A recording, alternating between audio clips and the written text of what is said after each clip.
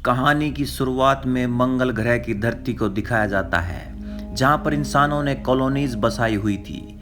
लेकिन फिर इंसान अपनी जिद पर इस कदर आए कि सारे देशों ने मंगल ग्रह को अपना बनाना चाहा, जिससे हुआ ये कि मंगल ग्रह को हथियाने के लिए इंसान आपस में लड़ पड़े। और अब ये हालात हो चुके हैं कि मात्र एक ही परिवार यहाँ बचा हुआ है।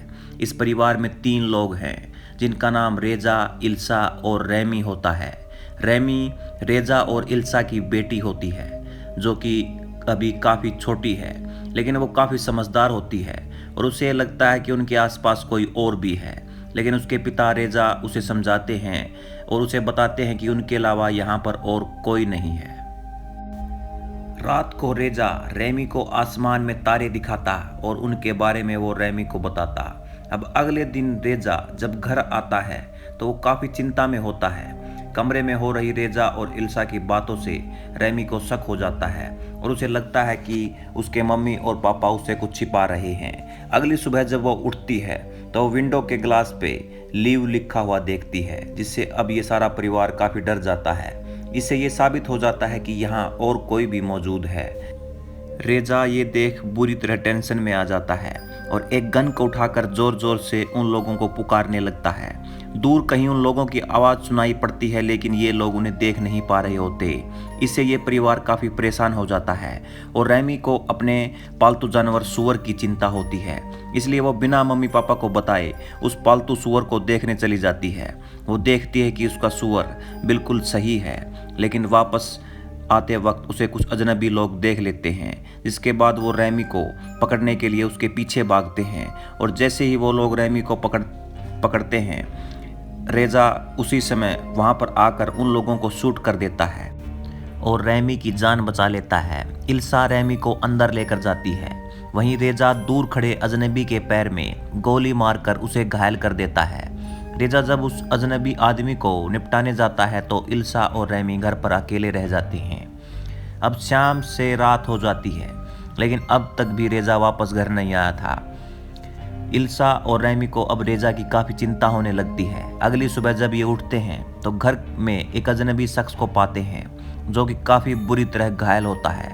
और ये वही शख्स है जिसे रेजा ने पैरों पर गोली मारकर घायल कर दिया था। इस शख्स का नाम जेरी होता है और जेरी के यहाँ मौजूद होने का मतलब ये है कि उसने रेजा को निपटा दिया। जेरी इल्सा को बताता है कि ये घर पहले उसके माता पिता का हुआ करता था, लेकिन उन्होंने उसके पेरेंट्स को मारकर उस घर को हथिया लिया। जिस पे इल्सा उसे कहती है कि उन्होंने उसके पेरेंट्स को नहीं मारा, बल्कि जब वो यहाँ पर आए तो तब ये घर बिल्कुल खाली था।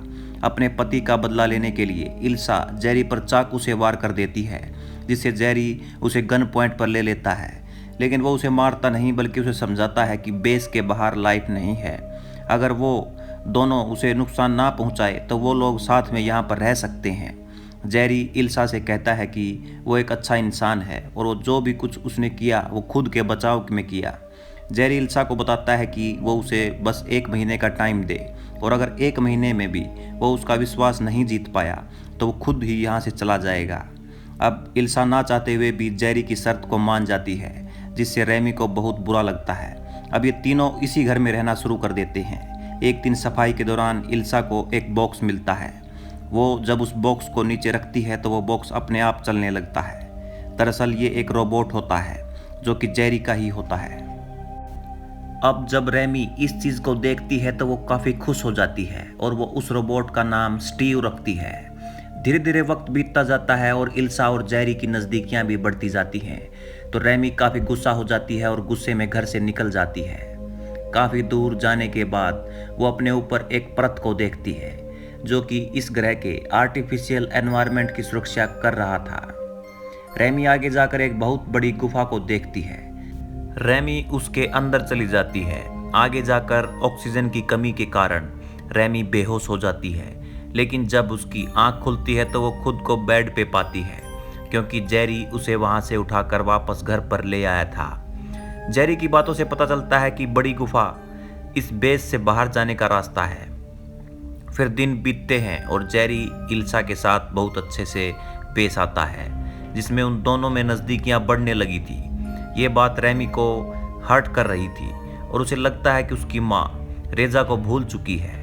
एक दिन तो रेमी जेरी और इल्सा को काफ़ी क्लोज देख लेती है, जिसके बाद वो फूट फूट कर रोने लगती है और फिर इल्सा उसे समझाती है वो उसे आज भी उतना ही प्यार करती है जितना कि वो पहले करती थी। लेकिन रेमी पूरी तरह से टूट जाती है और इस बात से इल्सा भी भड़क जाती है और वो चुपके से गन लेकर जेरी पर पॉइंट कर देती है। लेकिन वो पाती है कि गन में गोलियां हैं ही नहीं, क्योंकि जेरी ने गन की बुलेट्स पहले ही निकाल ली थी। ये देख इल्सा एक चाकू से जेरी पर हमला कर देती है और इसके बाद जेरी और इल्सा के बीच काफ़ी लड़ाई होती है और इस लड़ाई में जेरी इल्सा को जेरी के सामने ही मार डालता है। रेमी ये देख बुरी तरह डर जाती है और यहाँ से भागने लगती है। जेरी उसे पकड़ता है और समझाता है कि बाहर कोई लाइफ नहीं है और अगर वो यहाँ से बाहर जाएगी तो मारी जाएगी। इस तरह रेमी अब दुविधा में फंस जाती है। उसे मजबूरीवश उस आदमी के साथ रहना पड़ता है जो कि उसके पेरेंट्स का कातिल होता है। सालों ऐसे ही बीत जाते हैं और अब रेमी काफ़ी बड़ी हो चुकी है। वो अपने फार्म में काम करती है और सालों बीत जाने के बाद भी वो जेरी से बात नहीं करती है। एक दिन जेरी उसके पास आता है, उसे बताता है उसे एक बेबी चाहिए जो कि मार्स की धरती पे इंसानी जाति को आगे बढ़ाएगा। तो रेमी जेरी को ये सब करने से मना कर देती है और यहाँ से चली जाती है। अब हम रेमी को देखते हैं जिसने कि यहाँ से भागने की सारी तैयारियां की हुई थी। उसने एक ऑक्सीजन मास्क भी छिपा के रखा होता है जो कि उसे बाहर सरवाइव करने के लिए मदद करेगा। लेकिन जेरी उसके ऑक्सीजन मास्क को पकड़ लेता है और उसे पता चल जाता है कि रेमी यहाँ से भागना चाहती है। फिर वो रेमी के क्लोज आने की कोशिश करने लगता है और उन दोनों में झड़प हो जाती है और जेरी रेमी को धक्का मार देता है, जिससे रेमी का सिर वाटर टैंक के पाइप से टकरा जाता है और रेमी वहीं पे बेहोश हो जाती है। अब जब उसकी आंख खुलती है तो वो खुद को एक बेड पे बंधा हुआ पाती है और जेरी उससे ज़बरदस्ती करने की फिराक में होता है। जेरी रेमी को यहाँ नुकसान पहुँचाए इतने में यहाँ रोबोट स्टीव आ जाता है जो अपनी गन मशीन से जेरी पर हमला कर देता है, जिससे जेरी बुरी तरह जख्मी हो जाता है और खून से लथपथ हो जाता है। जेरी गुस्से में स्टीव पर गन से फायर कर देता है, जिससे कि स्टीव में भी खराबी आ जाती है।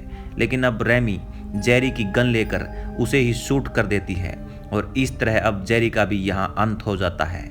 साथ ही रेमी अब धरती की इस ग्रह पर अकेली इंसान है। जेरी को मारने के बाद रेमी स्टीव को ठीक करने का प्रयास करती है और काफ़ी दिक्कतों के बाद वो स्टीव को ठीक भी कर लेती है। रेमी अब यहाँ से निकलने की तैयारी में लग जाती है, लेकिन इस बेस की जिम्मेदारी वो स्टीव को दे देती है और खुद आगे ह्यूमन कॉलोनी की खोज में निकल पड़ती है। शायद उसे अब भी कोई उम्मीद होती है कि उसे कोई इंसान मिल जाएगा। अब वो क्या मार्स की धरती पर अकेली रह जाएगी या उसे कोई इंसान मिलेगा, ये सब हमारी ही सोच के ऊपर छोड़ दिया गया है, क्योंकि ये मूवी यहीं पे ख़त्म हो जाती है। दोस्तों, अगर आपको ये एक्सप्लेनेशन वीडियो अच्छी लगी हो तो वीडियो को लाइक कीजिएगा। मिलते हैं नेक्स्ट स्टोरी में।